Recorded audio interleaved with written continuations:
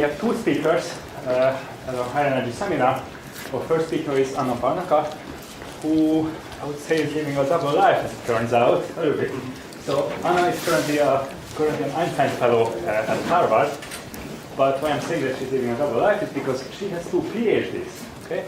So before she was a postdoc, she obtained a PhD in astronomy from Barnacka, in Nicholas Copernicus Astronomy Center in astronomy, and she also had earned a PhD in astroparticle physics from France in Msec. And after that, she was offered an assistant professor position in Krakow. And in the same time, while she's an assistant professor in Krakow, she's also an Einstein postdoctoral fellow here, and she's very interested in high energy astrophysics. So, and Anna will tell us today about galaxies as high resolution telescopes. Thank you.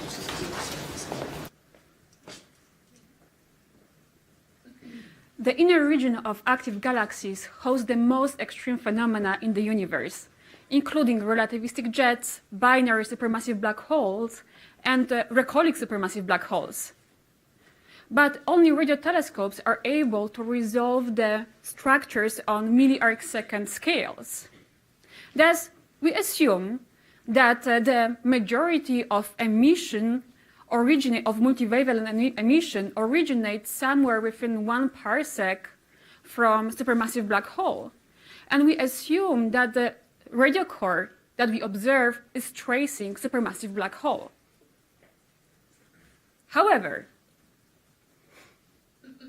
recent comparison of accurate astrometry positions from Gaia with VLBI positions of radio loud AGNs show that there is a significant offset between optical and radio emission for a fraction of sources.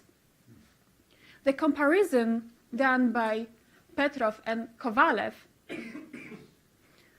of Gaia and VLBI observations for about 11,000 radio loud quasars shows that for about 400 sources there is a significant offset of the order of few milli-arcseconds between optical and radio emission. This table shows the example of 4 sources for which the offset is from 1 to 20 milli-arcseconds.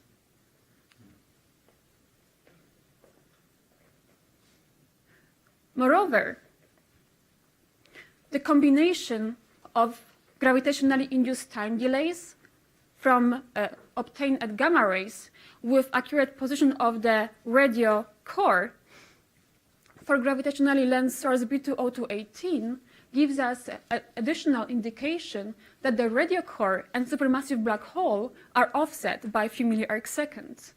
The analysis for B2O218 shows the position of the radio core and also the origin of a gamma ray flare obtained using gravitationally induced time delay at gamma rays tells us that the distance between the radio core and the flare, the gamma ray flare, was about 6 milli-arcseconds. This put constraint on the position of supermassive black hole and tells us that the supermassive black hole must be located at least 6 milli-arcseconds from the radio core. We have been able to obtain milli-arcsecond resolution at gamma rays because we have very precise measurement of the time delay. However, it is difficult to obtain time delays. It would be much more convenient if we could use just the position of the mirage images, of the lensed images, to get information about the origin of the emission. So here, today, I will tell you how we can use just position of the mirage images at different wavelengths to get milli-arcsecond resolution at using optical telescopes. So first, how gravitational lensing works. So first, between us and distant object, there can be a galaxy. The massive galaxy will curve the spacetime. Curved spacetime tells the light how to move, and in this configuration, multiple images of the distant source are produced. Those multiple images will follow multiple paths, and the emission of the source is magnified In this example, we have a distant blazar that the lens is producing two mirage images. Today, we will use a configuration where when we have 4 mirage images, and these 4 mirage images are produced in the caustic configuration. So first, what are the caustics? A caustic is the envelope of rays produced by reflection from curved surface or curved object. So here you can see a caustic produced in high energy lodge by reflection of light through the cap. But sometimes when we have a gravitational lens, the lens curves the spacetime, so spacetime is curved. And when we project the envelope of rays produced by the elliptical galaxy into the source plane, we will get very characteristic shape, diamond shape. These diamond shapes are called caustics and reflect the position in the source plane.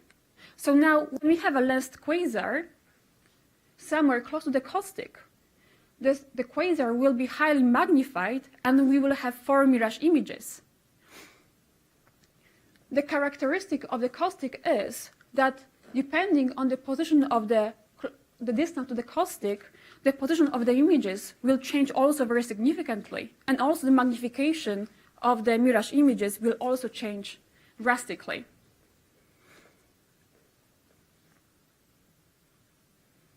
So here is another example, animation, how it will work. So here you can see this diamond-shaped caustic in the source plane. The diamond-shaped caustic is the inner caustic of the lens, of the elliptical lens, which is between us and the distant source. Now, those points correspond to outer caustic, but today we will focus on the inner caustic. So when the source is located inside this diamond-shaped caustic, then we observe multiple 4 mirage images of a quasar. When the quasar is outside the caustic, then we see 2 mirage images of a quasar. Now, the red point here indicates the position of the source of a quasar. For this position, which is outside the caustic, we have 2 mirage images. Red points will indicate the position of the mirage images. Now we will move the source across the caustic and we will see how the mirage images will change. So when the source gets closer to the caustic, we have 2 mirage images. Now when it enters caustic, now 4 mirage images are produced. Now when the source gets to the center, then we have 4 mirage images more or less at the same distance. So we have this characteristic Einstein ring, Einstein cross. And then when the source gets outside the caustic, again, we have 2 mirage images. So how we can use this effect? Now let's play with the toy model, and we can put series of emitting regions somewhere close to the caustic. And we can see how mirage images, how the position are going to change. So again, here the yellow points indicate the caustic of the lensing galaxy. The source is located here, and the distances between those sources are of the order of 1 milliarcsecond. On this animation, you cannot see the change in the position of the source because they are too small, but we will see the change in the position of mirage images. So we will change the source, we will move the source across this line as compared to the position of the caustic.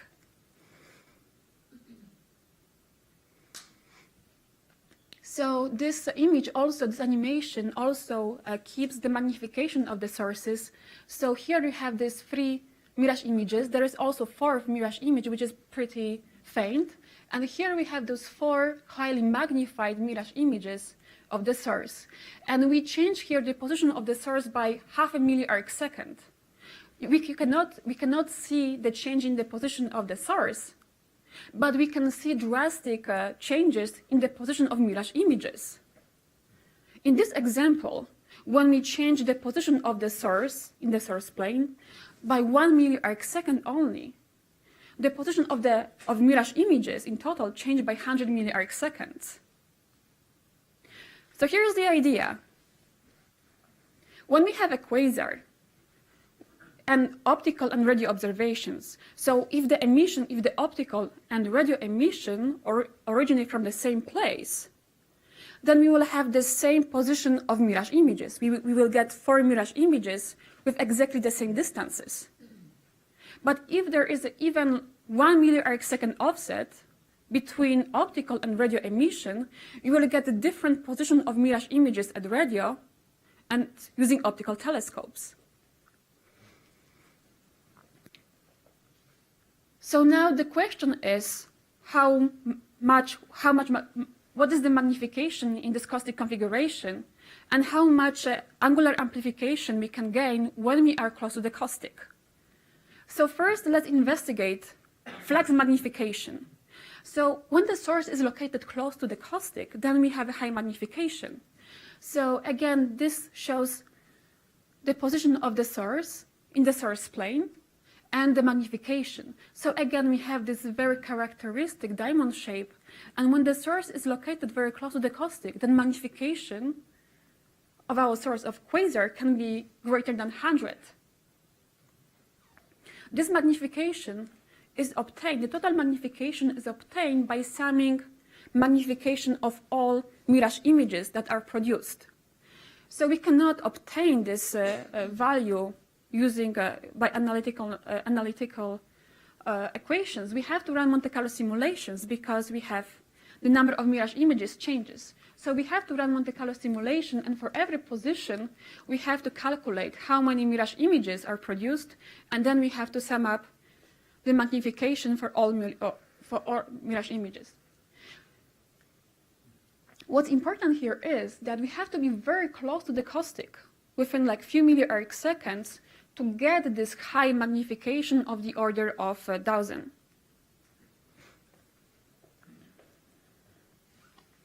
And magnification is changing as a distance to the caustic.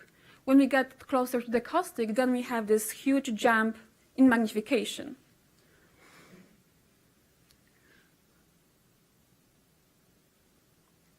The effect that we're trying to use, don't look there yet. No, we cannot see it yet. Okay.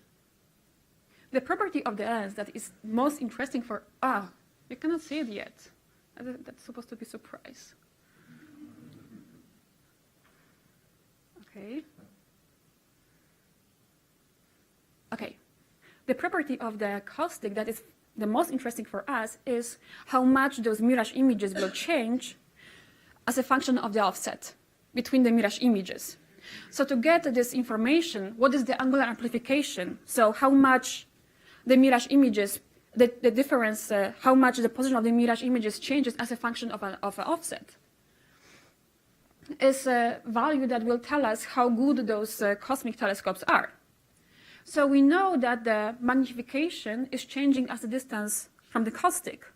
So we can plot this angular amplification as a function of magnification, because those two change with the distance to the caustic. When we get closer to the caustic, then we have also the greater changes in the position of mirage images. So to get this, the angular amplification, we have to again run Monte Carlo simulations.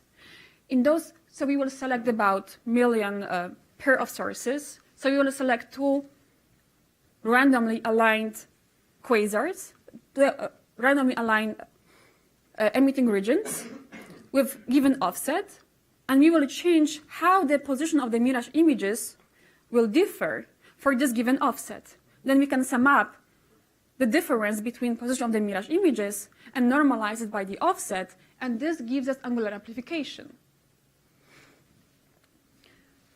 So by running Monte Carlo simulations, we can get that when we are about for region from the distance from the caustic, where the magnification is of the order of 50, which correspond to about 2% of the Einstein radius, which is about 10 milliarc from the caustic, the angular amplification is of the order of 50.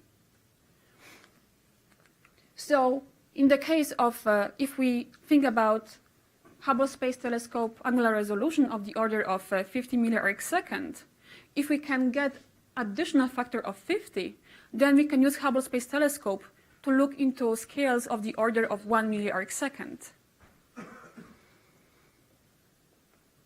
So we know that when we are in the caustic configuration, we have very high magnification, above 50, flux magnification, and also we have angular amplification above 50.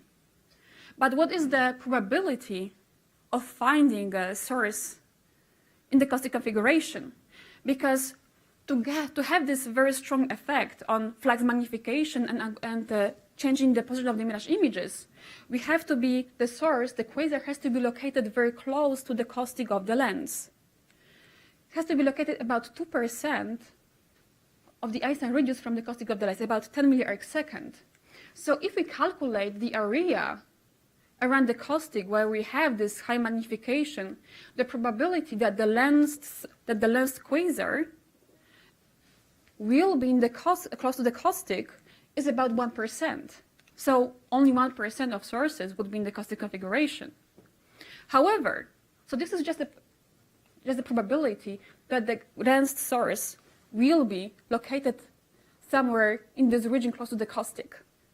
But when we are close to the caustic, we have also very high magnification, which means that those lensed quasars close to the caustic will be extremely bright. The magnification is about 50, which will introduce magnification bias and increase the probability of observing those sources. So when we include this magnification bias, the fact that those sources, those lensed quasars will be highly magnified, the probability of finding those sources is about 8%. So almost 10% of sources should be in this caustic configuration that we observe.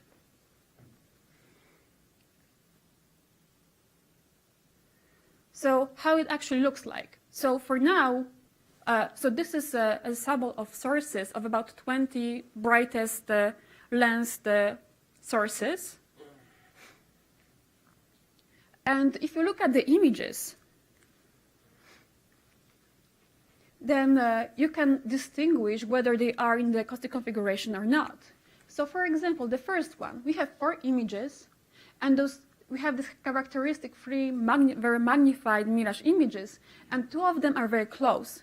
So when we are close to the caustic, this is a place where mirage images form or are created. So when we have 2 mirage images that with very small separation, it tells us that this quasar is very close to the caustic.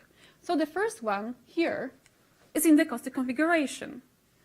Then the second one, we have only 2 images, so this is not in the caustic configuration. Here again, we have these 3 characteristic images for the caustic, and again, 2 of them are at very small separation, which tells us again that this is caustic configuration. Next one. Again, we have those 3 characteristic mirage images for caustic configuration, 2 very close to each other. Another caustic configuration, just 2 images, 2 images, 2 images, 2 images. This one is kind of weird because there is extra galaxy, that's not the caustic. Here again, 2 images, 2 images. This is pretty complex. And here we are, again, 3 images, characteristic for the caustic. Oh, this one is also caustic. This is caustic. 3 very close to each other. Another caustic. Here again, 3 images, they almost merged. Another caustic, 2 images. This configuration is very close to Einstein cross, so that's not the caustic. This is too complex, and also it's more Einstein cross than the caustic. But here, again, merging 2 images, very close to the caustic. So from 20, we have 8 of sources are in the caustic configuration, which tells us that we have a lot of sources already in this caustic configuration for which we have a Hubble Space Telescope data and radio data that we can look for offsets between optical and radio emission. But what is even more exciting, in the near future we will have SKA and Euclid. Those 2 surveys promise to provide about 10 to 100,000 of strongly lensed sources. And even if only 10% of them will be in the caustic configuration, we will have thousands of sources for which we will be able to use this lensing configuration, this caustic configuration, to determine whether the emission, the radio and optical emission, are originating from the same place.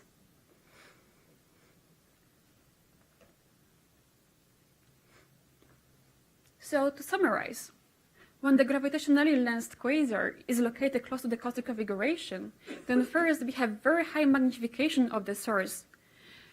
The magnification can be greater than 50. Then also in this caustic configuration, we will have a change in the very rapid change in the position of the mirage images. So we have angular amplification of the order of 50. This angular amplification using existing facilities like Hubble Space Telescopes will allow us to look into the structure of sources at few milli-arcsecond scales. And the probability of being in the caustic configuration is about 10%. And currently, we have about a dozen of sources that are in this caustic configuration. But in the near future, with SKA and Euclid, we will have 100,000 of gravitational sources, and plenty of them will be in the caustic configuration. The advantage of using gravitational lensing is that we can look into very high redshift sources. So we can resolve the formation of quasars, because also we will have amplification. We have this flux magnification by the order of 50 to 100.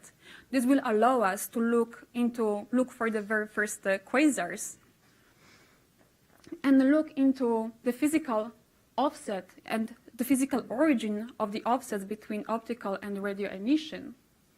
This will allow us to identify the most distant quasars, and once we identify them, we can do the follow-up observations using, for example, JWST or extreme large telescopes equipped with adaptive optics. Thank you.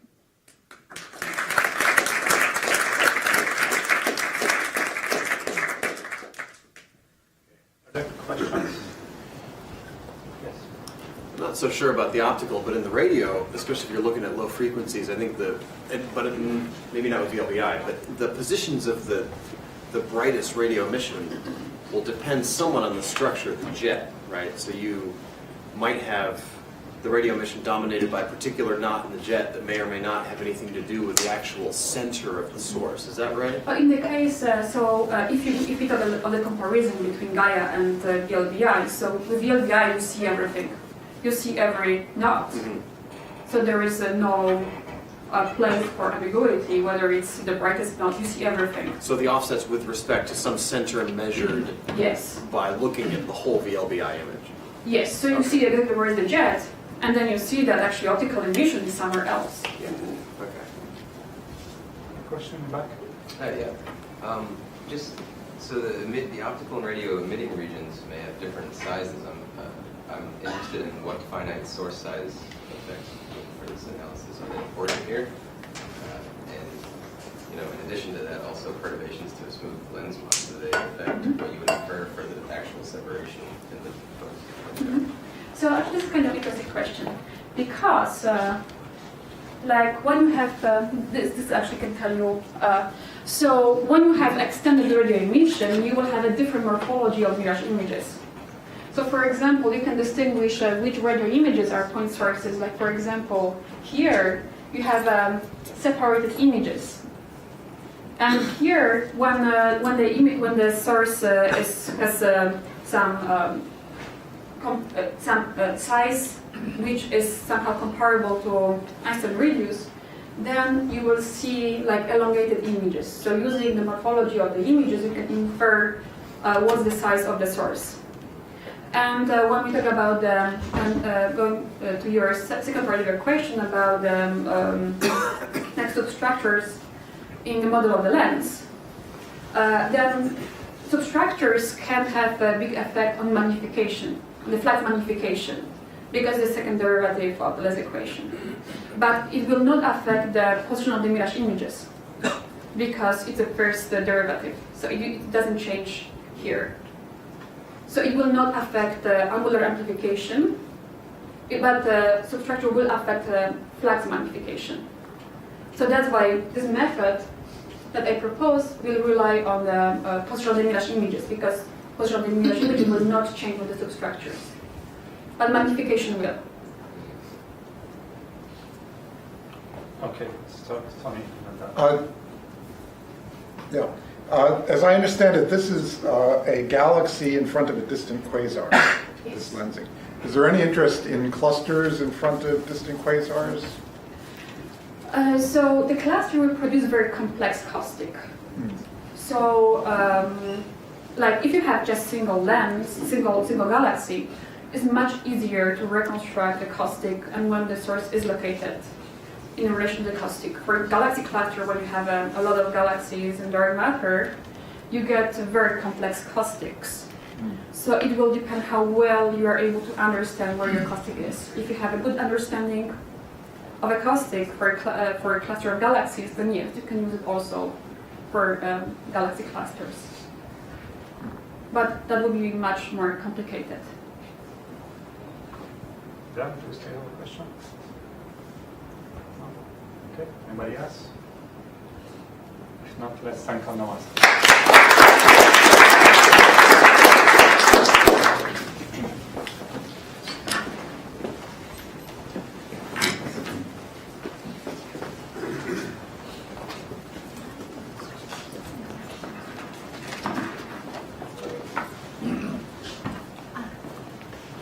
Okay, so our second speaker is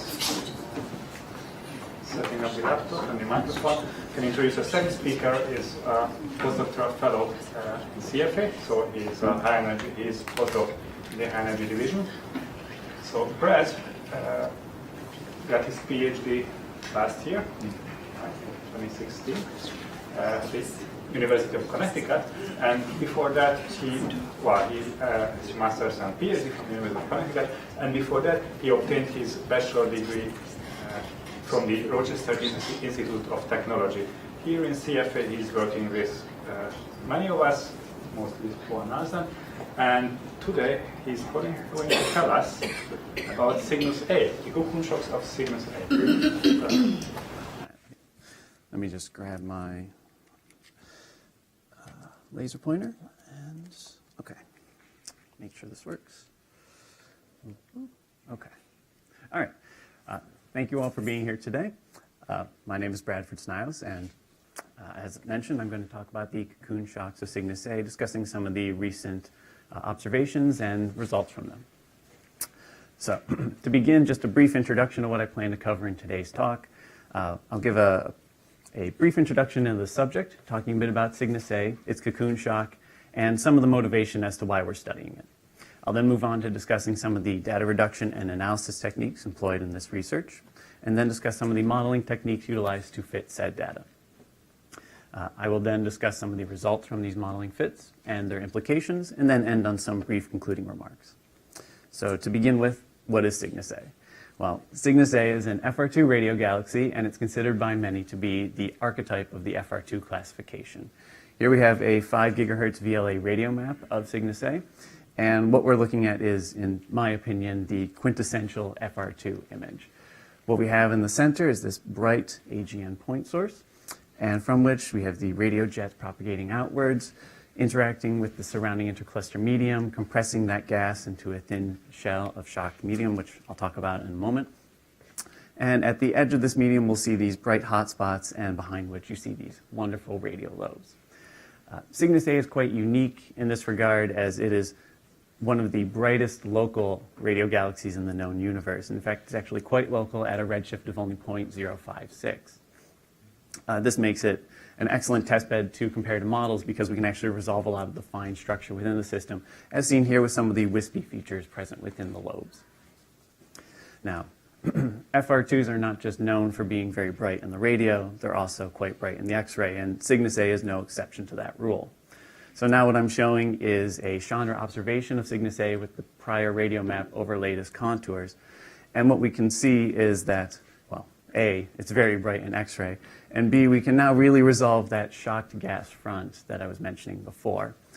as these radio jets propagate outward, compressing this gas, it's ultimately heating it up, and it will begin to radiate quite brightly in the X-ray. Cygnus A is also notable in this regard, as it is also one of the brightest X-ray sources in this classification. And in looking at the radio and X-ray combined, hopefully we can see that these two mechanisms are linked together. You really can't have the X-ray without the radio emission. And through studying those X-ray emissions, we can gain a lot of insight into not only the surrounding medium, but we can gain a lot of valuable information about the radio source itself and how those bright, powerful radio jets are interacting with the system as a whole. This is the main motivation for much of the research I'm going to be talking about today, and the hope is that through studying Cygnus A, we'll also gain a lot of insight into FR2s in general, as Cygnus A is often considered to be the standard of this classification. So, with those research goals in mind, we were generously awarded over 2 megaseconds in Chandra observation time to observe the object, which provides a very nice signal-to-noise ratio and should hopefully give us a wonderful image of the shock front. Spoilers, I already showed the image of the shock front, but we'll be seeing a lot of that image throughout the course of the talk. All of the observations, which in total were about 60, were analyzed using the standard child pipeline for all data reduction and merging of these. One point of note is that we did deviate from using the standard pipeline on one particular point, and that is using corrections to astrometry between each image. Multiple images, you'll tend to find that there's at least 1 or 2 pixel difference between them, and merging them all without accounting for that, you'll get a very smeared out, blurry image. Although Chow does have a standard practice in mind to account for this, we found that using a cross-correlation method in which we chose the brightest single exposure and then overlaid all images with respect to it, produced a sharper image and a higher signal-to-noise in total. Here, what I'm showing on the left is a zoom in on the central AGN of the system with a projected cut across it. And on the right, I am showing the 2 cuts of that system for both the cross-correlation method and the standard Chow method. Everything else within the pipeline was remained fixed. What we can see, hopefully, is that the cross-correlation method provides a narrower peak and also increases your total signal-to-noise ratio by about 50%. As a result, all observations I'm going to talk about in this will be utilizing this cross-correlation method. What is the arcsec correspondence here? Say that again? So what's the conversion between the kiloparsecs and arcseconds? So it's about 1. It's 1.1-ish. Okay. So going through that data analysis, produced the image I showed before of Cygnus A, and there's a lot of fine detail and structure, and I could talk about it for hours, but I'll spare you that, and instead just point out a couple key features within it. First is that by looking at this deep exposure observation, we can very clearly, by eye almost, trace out the entire outer shock front, typically called a cocoon shock in this case. And this is actually quite a nice surprise, I would say, considering that previous observation of the system were only able to really resolve the northern and southern shock fronts where there was particularly high signal to noise. With these deep exposures, we're now able to look at the entirety of the system and really get a strong sense of not only the shock front in general, but be able to really quantify various properties of it, perhaps even look at some variation along that front. Is there any changes we're going across it? In addition to that, the other point I want to make, we have to zoom out a little, so I'll do that. And zooming out from Cygnus A and now looking at the temperature map of the system, what we can find is Cygnus A now in the bottom left corner, and in the top right corner we see this hot gas component. This is due to a subcluster component that is presently undergoing infall to the cluster center. This subcluster component was known to exist prior to these observations, but it was unclear as to whether there would be presence of any type of shocked gas between the two as it was going through infall. And looking through the temperature map, we can see a very clear patch of hot gas between the line of sight of the two systems, which strongly indicates that there is likely some form of shocked medium there. And this is something to consider as we go through our analysis, as, again, if we want to look at variation of the system, we do need to account for the fact that if we're looking in this general direction, any type of temperature fluctuations or density, whatever fluctuations we find, may be more a result of the shocked medium here rather than some part of the radio jet outburst. So, having the observations, one of the first things I did was performed a full deprojection analysis of the system. And in doing so, I split the object up into quadrants. Initially, this was motivated to isolate out that infalling subcluster component, which is primarily in quadrant 1, going out to large radii. But we found that by separating it up into quadrants like this, we could also explore, again, any type of variation in the system by being able to probe differences in each quadrant. Having split them up, we went through these standard deprojection techniques, splitting it into multiple annuli and then fitting all those annuli simultaneously using the Project Fab's MECAL model and XSpec. In addition to those, we also included some modeling components to account for any emissions from the cluster atmosphere or from our local galaxy. Doing so, we produced the results shown here. What I'm showing is the temperature, electron densities, abundances, and pressures for all 4 quadrants on the left. The gray bar, well, it's gray on my screen, is the different shock front radii. Each quadrant had a slightly different value, so this is the range of different shock fronts that we're seeing. And you can see we're going out much further than that. On the right, I'm showing the average values taken from quadrants 2 through 4, again, omitting quadrant 1 because of that infalling subcluster component, which we can actually see quite clearly when we're looking at quadrants 1 in the temperature. Once we get to around 100 kiloparsecs, there's a strong spike in temperatures, which is what we would expect from that hot gas between the line of sight of these 2 objects. Despite that, however, we actually see surprising agreement, particularly in regards to the electron densities and even the pressures, well within the shock radii range. The temperatures do fluctuate between the different quadrants, and I wouldn't take too much stock in some of the radii, particularly close to the nucleus of the system, but overall we do see them trend in a similar fashion, which is encouraging. We can say the same about the abundances, but again, take those with a grain of salt. I wouldn't take too much investment in the values other than saying that they all trend in a very similar way. However, all of this in total does give us an idea that the system appears to be very consistent around the shock fronts, which is going to be useful as we move forward in our analysis.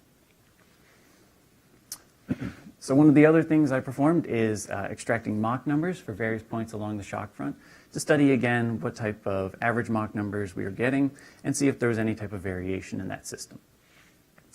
To do so, I extracted surface brightness profiles from all of the regions shown here. The regions were selected due to the high signal to noise that they would have, as well as trying to provide ample coverage of the cocoon shock in general. Each of these surface brightness profiles were fit with 2 models, the first being a broken power law model, which is the standard practice for this type of shock front analysis.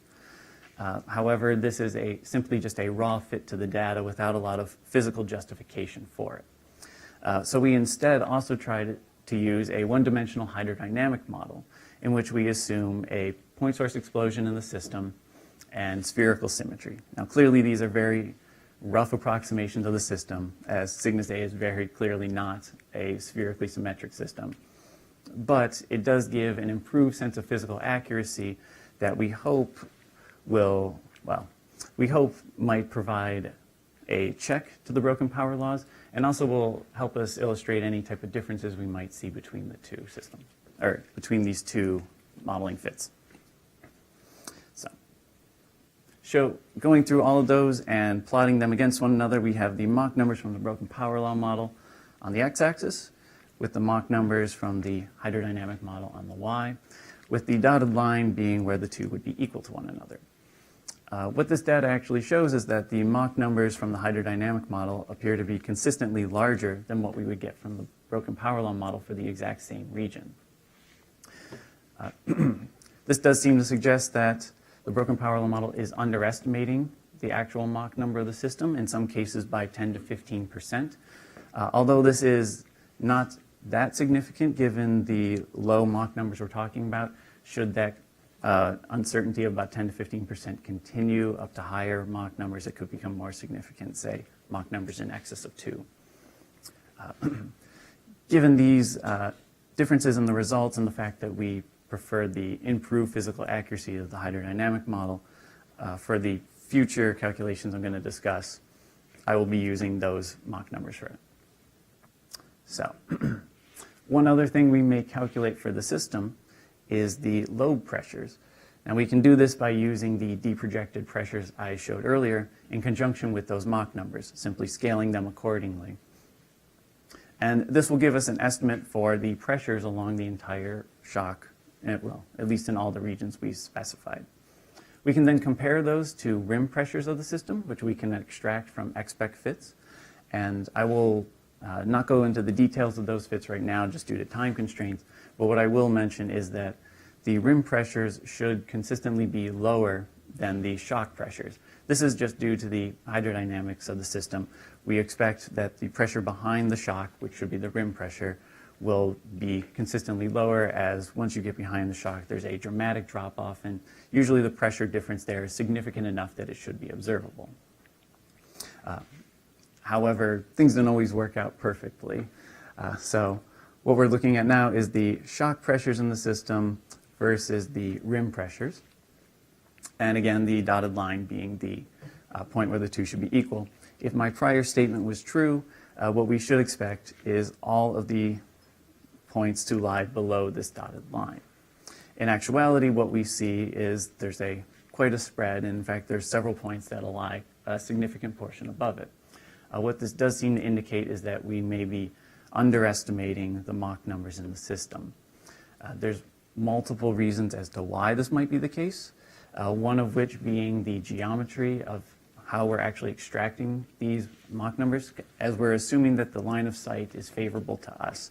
We're looking at a crisp, clean edge, and we're looking perfectly tangent to it.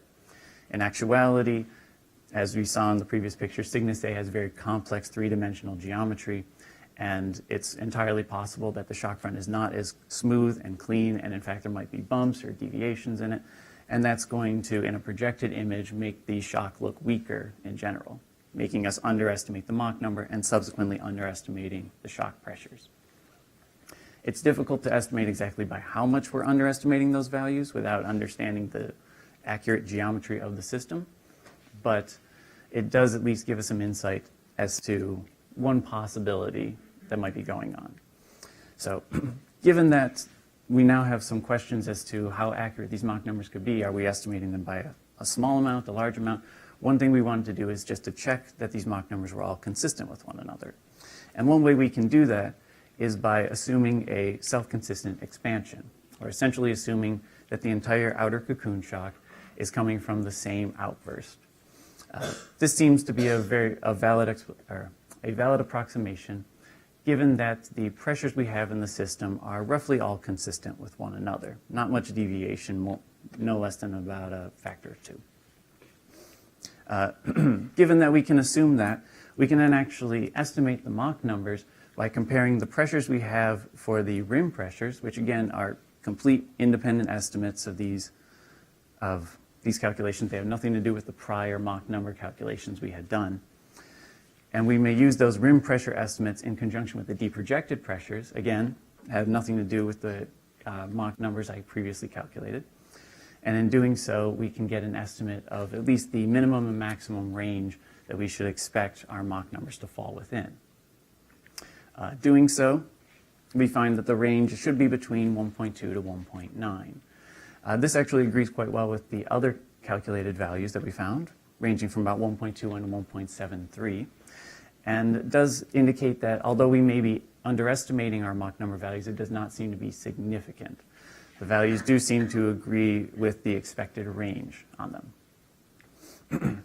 However, this does bring up a question regarding comparison to theory on the subject, as much of the theory on these shock propagations for FR2 systems would indicate that the Mach numbers, particularly in the lobes and as we get near the hotspots, should be quite large, in excess of 2, in some cases up to 3. The values we're getting are significantly lower than that, and it's a question of can our Mach number values be resolved with this theory.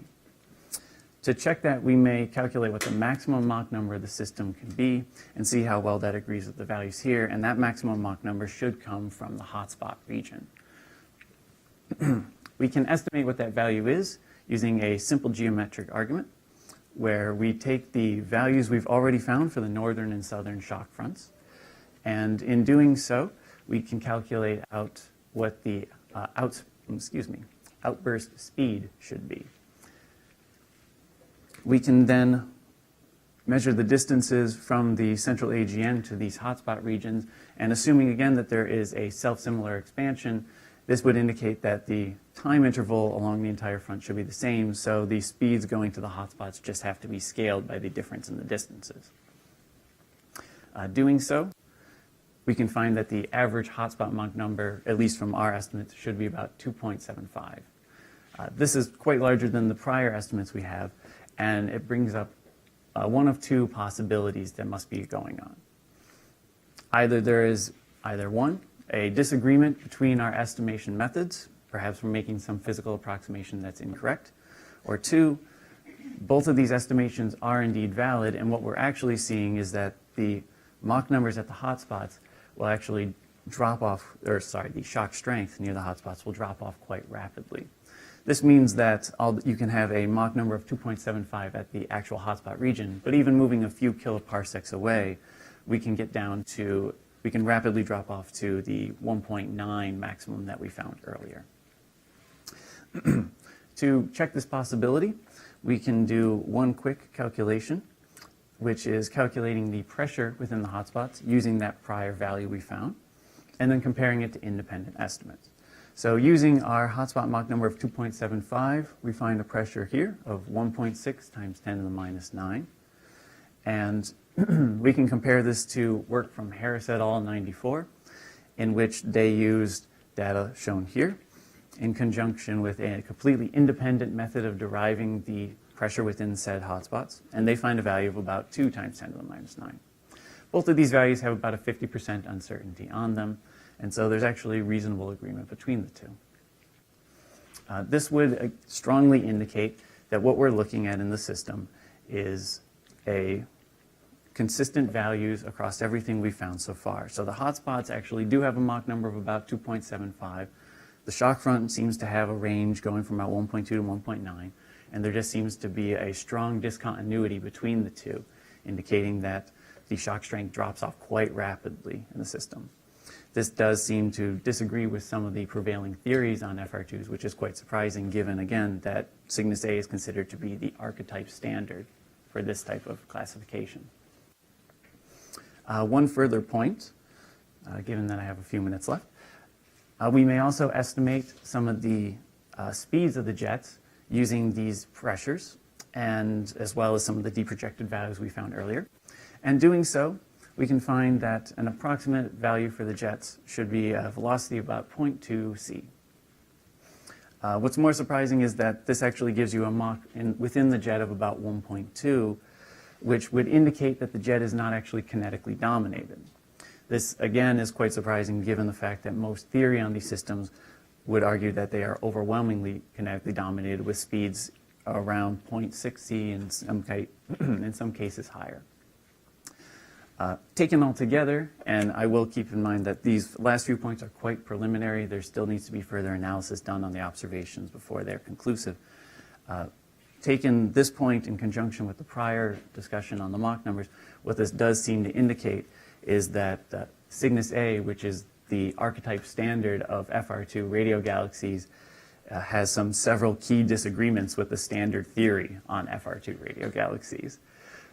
Certainly quite a surprising outcome, and hopefully through further analysis, including these first steps I've described here, we can hopefully begin to understand what those differences are and provide a bit more insight into these, well, what are very complex radio sources. And so with that, I will simply just put my conclusions up, and thank you all for your time.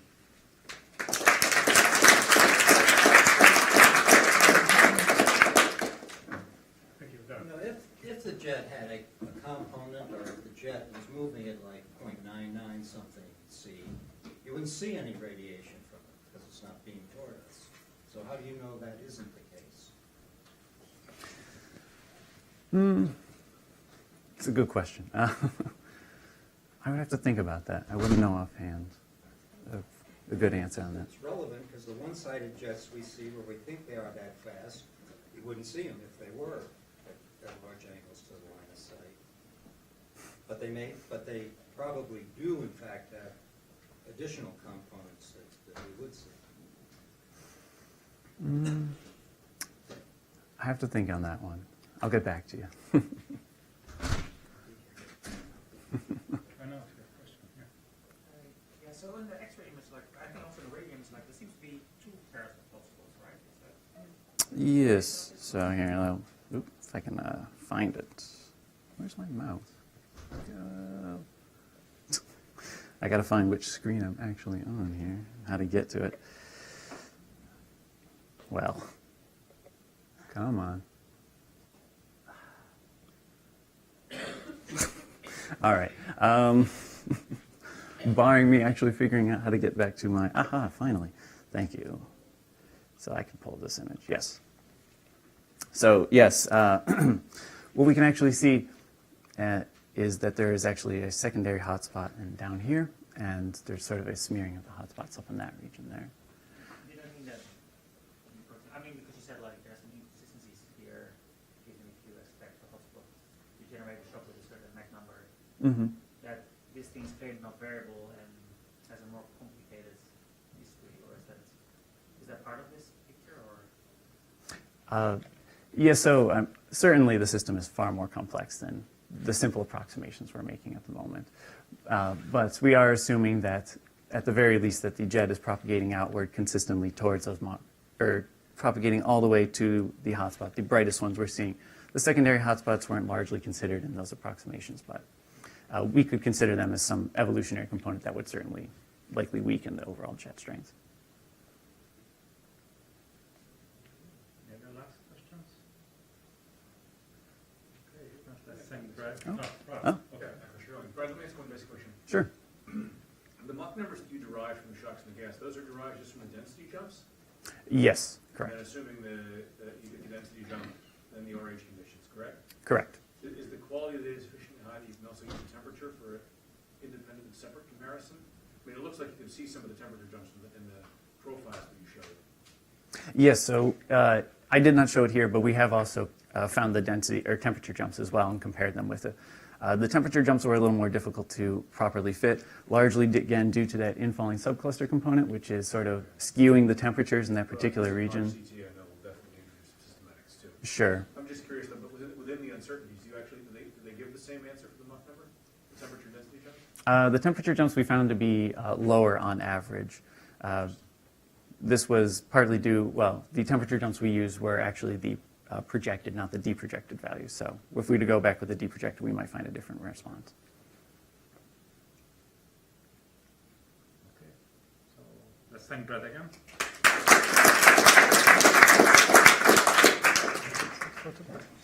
Perfect. Thank you.